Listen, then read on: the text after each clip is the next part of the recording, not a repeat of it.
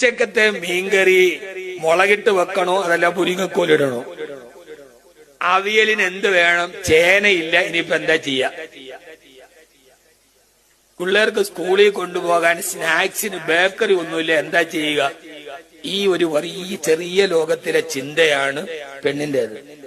ഭർത്താവോ നാളെ രാവിലെ ചെക്ക് ബാങ്കിൽ വരും, പൈസ കയ്യിലില്ല, എങ്ങനെ മാറും?